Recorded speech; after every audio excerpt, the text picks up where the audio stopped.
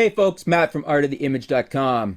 So what we've got today for you is 5 tips to get better DSLR video. In other words, how to get the best quality out of your DSLR for video or your camcorder or whatever you're doing. But basically 5 tips to get the best quality video you can get out of whatever camera or camcorder you're using. So first of all, what we want to do is we want to set everything manually. If you let the camcorder, you let the camera do the exposure, you let it do everything in auto, it's going to fluctuate depending on the situation. So if the light is coming in, is changing a little bit, the camera could fluctuate, change exposure for that, especially if you're outdoors. And if you are, your white balance could fluctuate, especially indoors with compact fluorescent light bulbs. A lot of people have those in their homes. Fluorescent lighting, the flicker and things like that. Sometimes it can change the white balance, it can change the exposure, and you get around this by setting everything manually. So first off, you want to set your white balance. You want to check and see what the lighting you're using. Do a short video test clip. You always want to do a test clip because you want to check and see how it looks, because it's much harder to edit video after the fact and then have it look good than it is photos. Photos can stand up to quite a bit of editing and manipulation. Video, not so much. So set up your lights if you're indoors, or if you're outside, check where your lighting is. Do a test clip and see what it looks like. Your white balance is probably going to need to be adjusted slightly. You don't want to let the camera do auto white balance on it.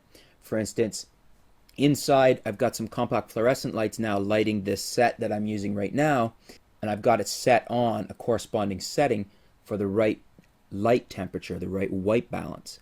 Outside, you're going to want to do the same thing. If the camera's doing auto white balance, just like taking a photo, sometimes it can look too red or too yellow, or it can be off, it can be too blue.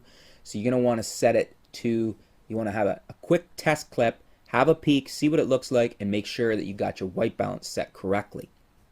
Next up, along the same lines of setting everything manually, you're going to want to set your exposure manually. So your shutter speed and your aperture. Make sure that you've set those. Don't let the camera do that for you, because then things can change in the middle of filming. They can change multiple times in filming if the camera thinks so. And that's going to make your video not look as good quality. It's going to make it flicker. It's going to make the light grow dimmer, might grow brighter, things like this. So check your exposure. Check what you're filming. Same as if you're shooting a photo. Put it to manual and dial in the shutter speed and dial in your aperture. If you're not exactly sure how to do that, an easy way to do it is to put the camera in auto, take a picture, see what it looks like. That'll give you your starter settings. Let's say it's at 1/250th of a second and it's at f8 if you're outside. And let's say that looks a little too dark. Back off on your aperture or your shutter speed. If you want to maintain that depth of field from your aperture, then back off on your shutter speed. Come back to 1/200th or 1/160th and see how that looks. And then lock it in there in manual, and you'll have a consistent exposure throughout your video, which will look much better than if the camera is doing auto exposure throughout the video. Next up, you want to also make sure your ISO is locked in. So whatever you've checked there for your aperture and your shutter speed for your manual exposure, make sure that whatever ISO the camera was at, that it's locked in at that. Don't have the camera in auto ISO mode, because then it can change the exposure again just using the ISO. It can come up and down on that. You don't want that to happen.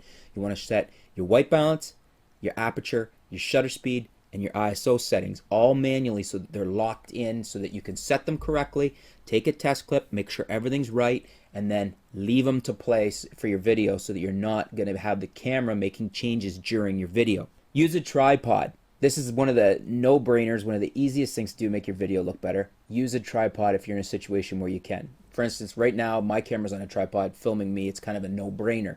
It's going to make sure that nothing's moving, jittering in your video. And when you're on a tripod, you can shut off your IS or your VR, your OS mode, or your image stabilization, so that you're not using extra battery power and that you're not getting any type of artifacting from that type of thing while your video is shooting. And as I said, test it with a test clip. When you've checked your shutter speed, your aperture, your ISO, your white balance, when you've got everything where you think it should be, when you think everything's perfect, then do a little test clip and go back and then look at the test clip on the back of the camera, and it'll give you a pretty good indication if you're right on or if you're close anyways. Being close is a lot better than being way out and then later having to really push your video for editing. So make sure you shoot a test clip real quick, check it, make sure everything's right, go back, make any changes you need to make, and then go and shoot your video. Lastly, use a better mic than the camera's built-in mic. The camera's built-in mic is okay in a pinch if that's all you have, but one of the quickest things you can do to make your video look better is to improve your audio quality. So whether you're using something like the Zoom H2 that I'm recording with right now, and you can have that right in your shot if you want, or you can have it just out of the shot, whether you're using wireless lavalier lapel mics, whether you're using something like the Rode shotgun mic, any of these are going to really increase your audio quality so that your video looks and sounds better. Anytime you hear better audio in a video, just subconsciously it tends to look better, and it certainly sounds better, so the video overall just it seems like a much better video, and it is, because the audio is a huge part of your video. So there you go, folks. There's your tips to get better video out of your DSLR, out of your camcorder, out of whatever you're using to shoot video. Set everything manually, your white balance, your ISO, your shutter, your aperture.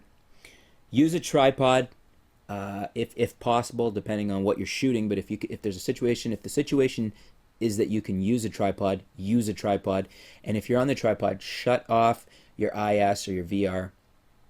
Do a test clips once you got everything set up. Make sure everything's been tested, and then run the test clip. Have a look and see if you need to dial anything else in, and that'll get you as close as possible to perfect video settings, so you don't have to do a lot of editing after the fact. Not only will that save you time, it will make your video quality better, because if you really have to push or manipulate video, it doesn't look good.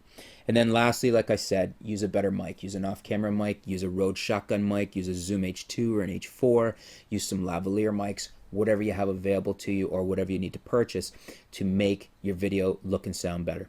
Thanks for tuning in, folks. Stay tuned. We'll be back soon with some new video posts, some new articles, and we'll keep you up to date with what's going on in the world of photography here at artoftheimage.com. Thanks.